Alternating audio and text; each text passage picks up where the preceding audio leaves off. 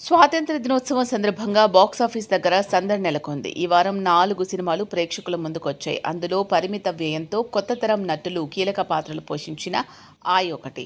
కొత్త ప్రతిభని ప్రోత్సహిస్తూ సినిమాలు తీస్తున్న GA2 సంస్థ ఈ సినిమాను నిర్మించడం, కథానాయకుడిగా ఎన్టీఆర్ బావమరిది నాన్నె నితిన్ నటించడంతో భారీ సినిమాల మధ్య కూడా ప్రత్యేకమైన ప్రచారంతో ఈ సినిమా ప్రేక్షకుల దృష్టిని ఆకర్షించింది.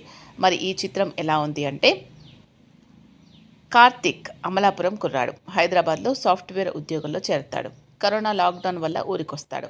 వర్క్ ఫ్రం హోమ్ చేసుకుంటూనే చిన్ననాటి స్నేహితులైన హరి, సుబ్బుతో కలిసి సరదాగా గడుపుతూ ఉంటాడు.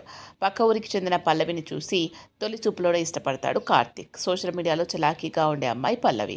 కులం పట్టింపులు ఎక్కువ. కార్తీక్ తన కులం వాడి అని ఇష్టపడుతుంది. ఆ తర్వాత అతని కులం వేరని, ఆ విషయం తెలిస్తే తన తండ్రి చంపేస్తాడని దూరం పెడుతుంది. పెద్దలు కుదిర్చిన పెళ్లికి అంగీకారం తెలుపుతుంది. కులం కారణంగా పల్లవి తన ప్రేమను కాదు అనడంతో కార్తీక్ తట్టుకోలేకపోతాడు. మరోవైపు పల్లవి, కార్తీక్లని కలిపేందుకు స్నేహితులైన హరి, సుబ్బు రకరకాల ప్రయత్నాలు చేస్తూ ఉంటారు. స్నేహితుల ప్రయత్నం ఫలించిందా? తన కొడుకు ప్రేమ విషయం తెలుసుకున్న కార్తీక్ తండ్రి బూరయ్య ఏం చేశాడు? పల్లవితో కార్తీక్ పెళ్లి జరిగిందా లేదా అనేది తెలియాలంటే సినిమా చూడాల్సిందే. హాస్యం, స్నేహం ప్రధానంగా సాగే కథ ఇది.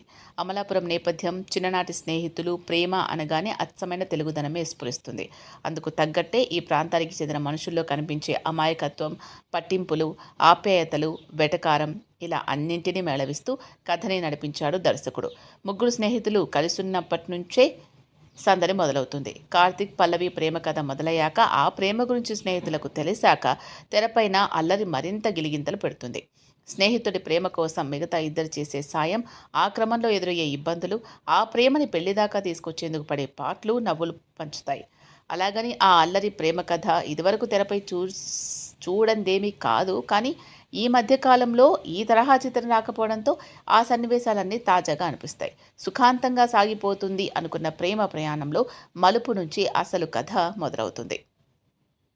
సెకండ్ హాఫ్లో ప్రేమలో సంఘర్షణని కొనసాగిస్తూ సన్నివేశాల్ని తీశాడు దర్శకుడు. సాదాసీదాగానే ముగిసిపోతోంది అనుకునే దశలో బలమైన పతాక సన్నివేశాల్ని మలిచి సినిమాని మరో స్థాయికి తీసుకెళ్లాడు.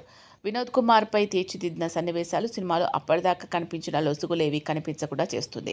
ప్రేమకు కులం, మతం అడ్డురావు అనే కథాంశంతో ఎన్నో సినిమాలు వచ్చాయి. ఒక్కో దర్శకుడు ఒక్కో శైలిలో చెప్పే ప్రయత్నం చేశారు.